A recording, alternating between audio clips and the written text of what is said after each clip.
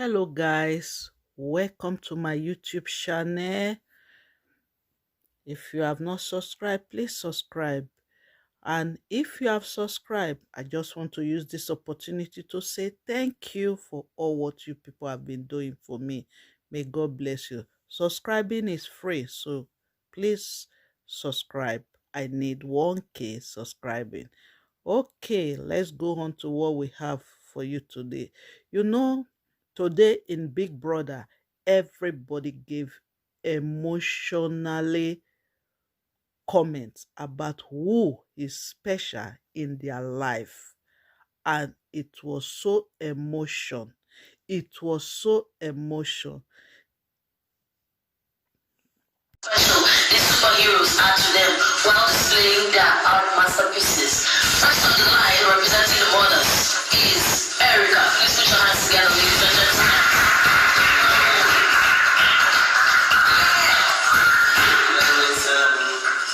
Hello, everybody. Hi. My name is Erica Wendding. I'm an actress and an artist. Hello. My name is Erica Wendding. I'm an actress and an artist.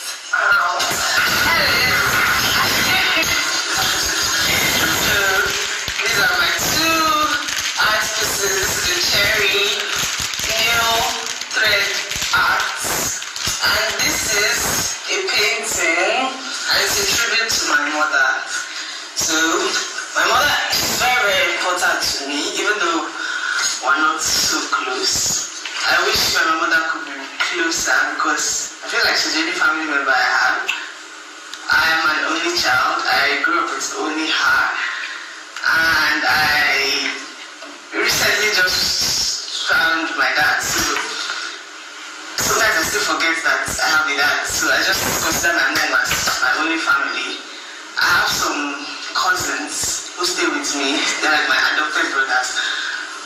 But I'd already grown up before they started staying with us, so I still see myself as an only child. And I have been on my own all my life, because me and my mom, we have not really... My mom, I feel like her own type of love is just this tough love kind of thing. Like, we can't sit and have a conversation. When she talks to me, she's like, read your books. I said I should bring this one too, so...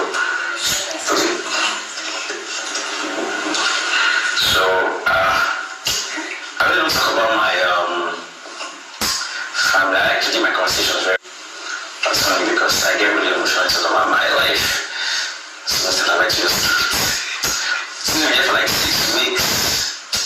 My family has been vulnerable for you guys, so So this picture here, after my consideration, the Picasso tried to paint this. And we see this giant figure here that has a shield and a spear and a calabash. And we see 3 figures walking. So this is symbolic of my mom. The shield here represents her fighting spirit. She always protecting her. So I'm dedicating my painting to my mom.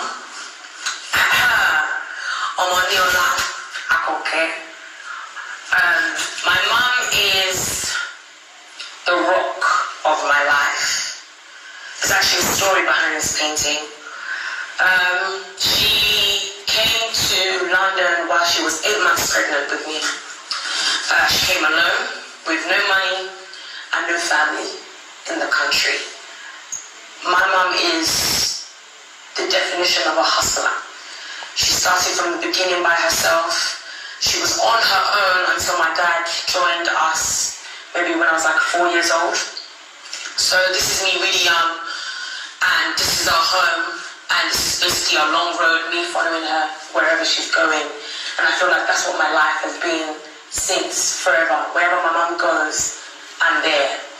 Now, the thing that makes it a bit more different is that now I've had to break free and find my own path. And I haven't seen my mom in almost a year, which is very, very hard for me. My mom is the strongest person I know. There's not really much sadness in her story because even at her lowest time, she still has a smile on her face. She has 5 children, so the 5 hearts are for 5 of us. My mom used to work in a supermarket. She worked in a supermarket for years to try and put food on the table until she decided to go back to university with 5 kids. 5 kids, 4 of them were under the age of 10. She went to university, she graduated, and now she owns a very successful catering business in the UK. So when I look at her, I look at all the things and the possibilities of what I could be. My mom is a prayer warrior. She taught me how to pray. My mom sings. She taught me how to sing. She taught me how to write. There is nothing that I have now that I didn't get from my mom. She's the most charitable person I know. There's nobody around her that will lack because she's always there to give, even when she has nothing. My plan in life, my goal in life is to make this woman as comfortable as ever. My life is not complete if this woman is not comfortable. She is probably the reason why I'm here. I wouldn't be here if she wasn't praying for me every day. She is my go-to. She is my rock. If I lost my mom, I would not know how to continue my life. I was just saying, that's all I could just think of that would represent. And I have 2 moms. Yeah, one is late, and then one raised me to be the woman that I am today. And I'm very grateful. Without both of them, at just certain times that I had them, I don't know who I would have become by now. I don't know what I would have been.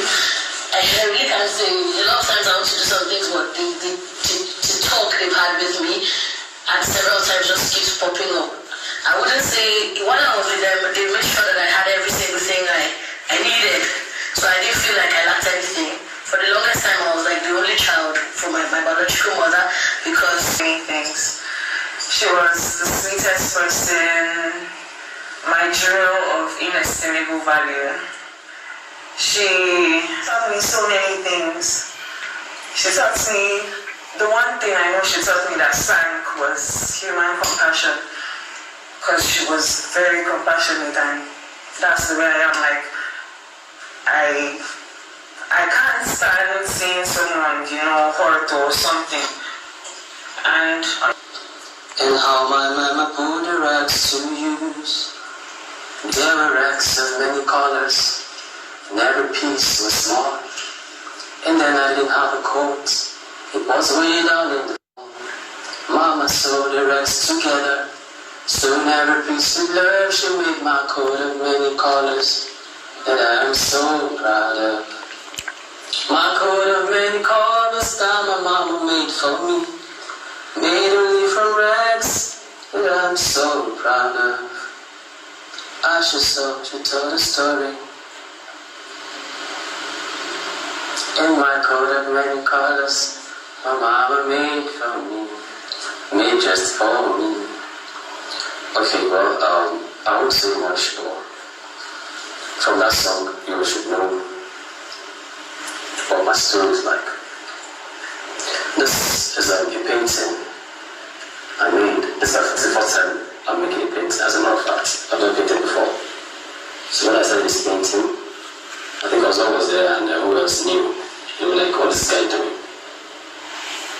But along the line, I got the inspiration. As you can see, it's like a lonely field with just a single house.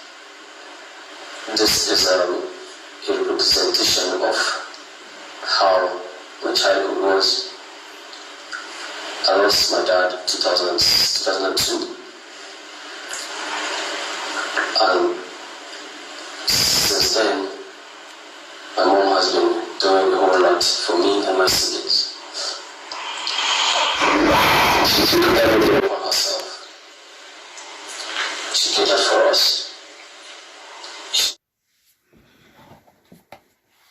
We're from a military/farming background. My immediate sister is 26 years old. My second sister is 23 and my last third sister is 16 years old. For the longest time I was with African parents. Like, if you're creative, you're just joking with your life. So with that being said, I just kind of distanced myself from my parents. So I just felt like anytime I was around them, they were just bringing my energy down, and I did not like that. So I found myself getting closer with my sisters, though I was just trying to distance myself because I did not want anybody to question me what I was doing, because I myself did not know what I was doing. I knew that I was trying different things, but it was not what I wanted to do. Today I want to be an engineer. Title in our village, and his title is Obadaute, that's the name, and it means the tree that carries the people. So this is him, and funny creatures are like my siblings and my mom. Don't ask me where she is. I always say that strangers are the ones that come through for you mostly when you need like help, and in my life I've experienced that a lot. I met him when I lost my dad, 31st October 2007. I remember coming from school because myself and my sister were in a boarding school.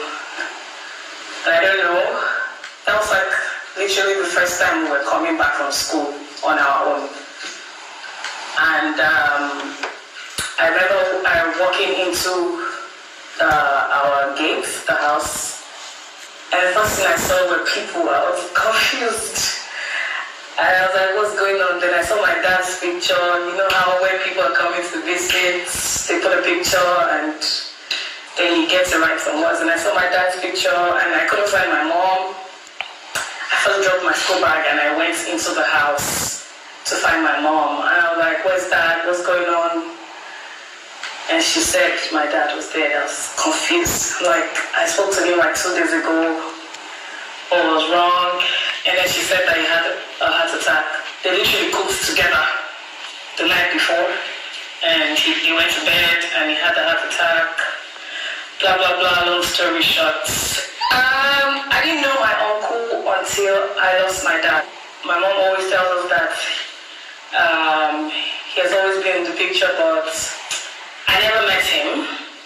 I knew like other relatives, like other uncles and family friends, but I never met him. And after I lost my dad, I remember he came to the house and he really stood by us. I remember when my dad's brother was trying to give my mom issues about taking the house and whatnot, then family property issues. I remember he stood up for my mom.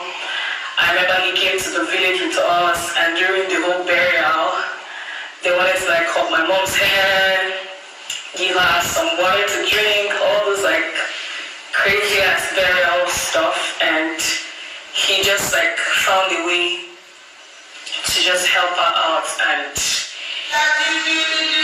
baby shark, mommy shark, mommy shark, mommy shark, mommy shark, grandma shark, grandma shark, grandma shark, last one, grandpa shark, grandpa shark, shark, grandpa shark. So Wendding was transformed. While we're doing this, we're singing songs, and I was gingered because, okay, before I continue, my son is my hero. So my life with my son is centered around music, hence the plenty singing that day. And I talk with him a lot, hence why I was talking a lot, and it seemed like I was running mad. So I kept saying things like, can't get any sweeter than this, and I was talking to him and saying stuff. Because my life is centered around music and plenty talking. So when I got him, my dad was always arguing with me. You have to have conversations with your son, and I found it crazy. But eventually I did. When he was 1 month, I I'll tell him things like, okay, I'm doing my projects. I'm in uni, I'm in 400 level. So I'll actually have conversations with him, but he's not saying anything. He's just saying, But it was a conversation for me. So, this is him. Can't again, excuse my painting. You're cuter than this. And then this is, the plan was to like just put water here, but Prince suggested exiles.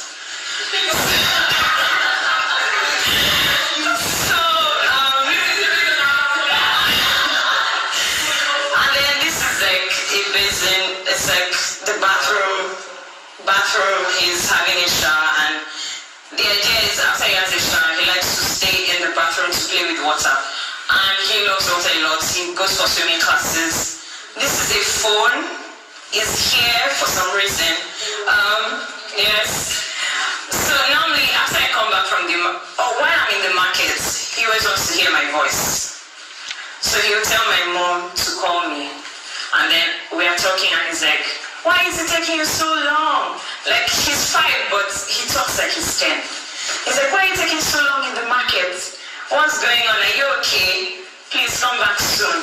So this phone represents the conversations we have when I'm in the market. And then these are his toys. This is a toy car and blocks. It's red because red is his best color. Hence the red here. Each time I leave the house, it's like, the only way I can leave the house actually is when I tell him that I'm buying him toys. So I'm like, Kent again, I'm buying him toys, and he'll let me go. Then this bag is my shopping bag. When I come back from the market, stretching above me. So, I think I should start by saying about my mom first, because she's always there, but I feel like I've always thought about my life, the kind of life I want to live, and I feel like I'm going to be exposed to a lot of things and people are going to dig into my life, and I feel like the only person I feel like I should protect from all this digging is my mom. So that's why I try as much as possible not to release information about her or anything concerning her anytime I'm asked. So that's what I feel like I should try and protect her from the world, or to protect the world from her, something like that. So I decided in my head that it's mom, yeah, but this time around I need to do something for my dad as well, because there's a lot about him that I'm conflicted about. But I still know that I love him, and I know for sure that he loves me 100%, and that's why I still feel like he's still watching over me. My dad, the reason why I'm left-handed is this. When my mom was kind of pregnant with me, he was a police officer. He was a police officer at a point in his life, and there's this thing about him, he does things for people or not. It's too much. I feel like it's too much because he does it to the point where it becomes a detriment to him. I feel like he was at home. Imagine how I could actually use this to symbolize something in my life, and I looked at it and something just flashed before me. The house, that day, that time he was sick, so I didn't want to disturb him. I left. He called me. It was fun, and I love how you. Wendy talked about, Wendy Bala said something about who's your hero. On a normal day, I'm mommy's boy. I'm very close to my mom. We're friends, we're best friends. She tells me everything, whenever anything happens. I think she calls me first before she calls any one of my cousins or my siblings. If you tell my dad you want to jump off a cliff, you ask you will it hurt? And why you ask you that thing is, he wants you to let you know that it's your decision to do that. If you need ropes to jump down that cliff, he'll give you the rope. But he's asking you will it hurt? So you should know and you should weigh the consequences of things, of what you want to do. And you always remind you, he's like, whatever you're doing, if it fails, you always have an opportunity to come back here and start all over. Come back here means come back home and start all over. And this is the man that I know, this is the man that I love. I'm always going to be grateful for him for getting married to my mom. I'll always be grateful to him for having my sisters, OC, UG, Dao. I don't know. I don't know what my life would be without him.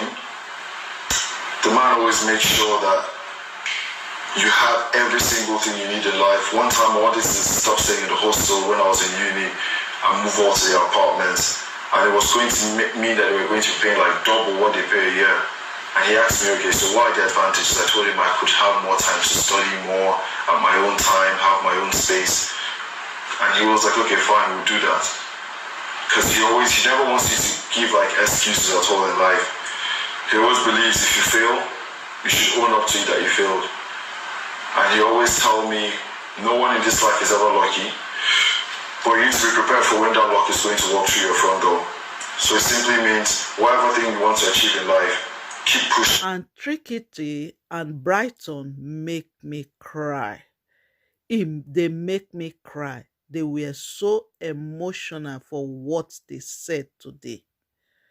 And also, Naiji, she make me feel pain because all what those three people said was so emotional about their mom, about their child, and about their mom. So please watch the video.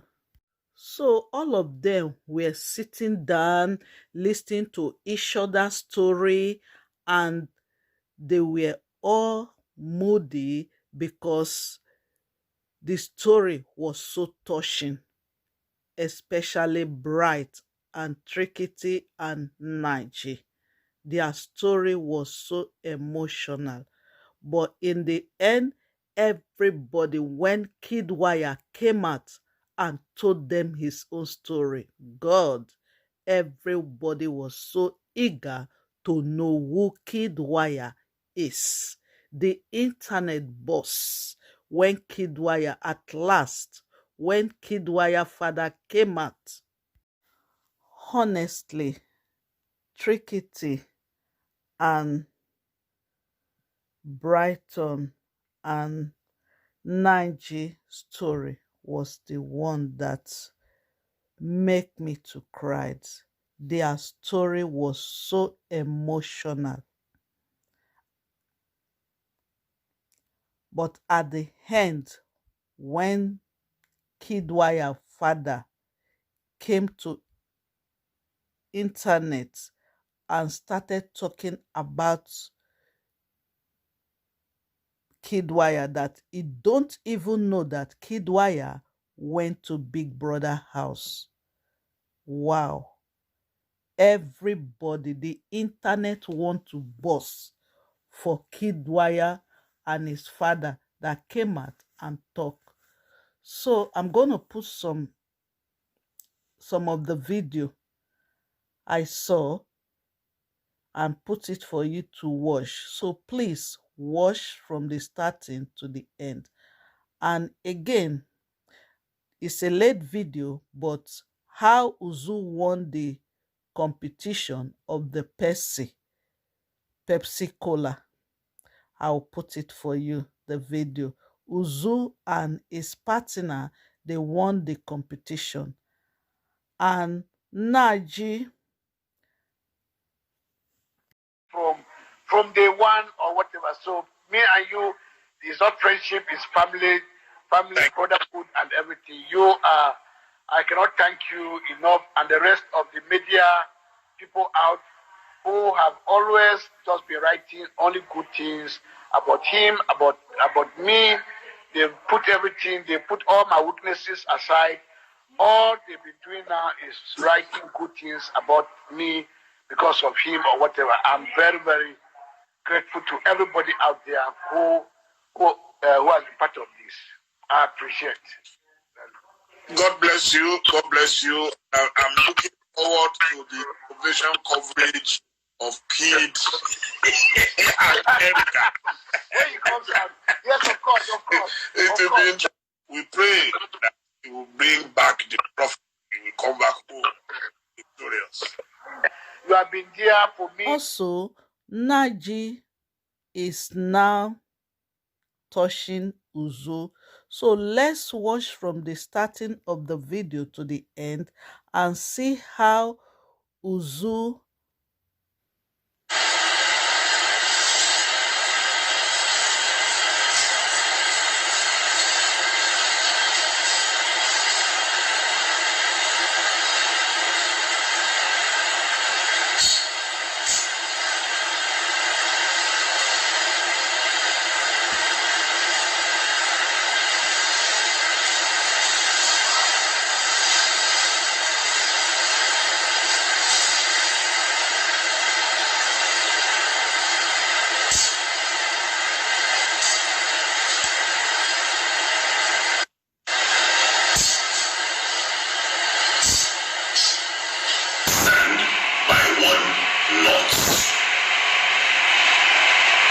and Unaji will go in Big Brother house.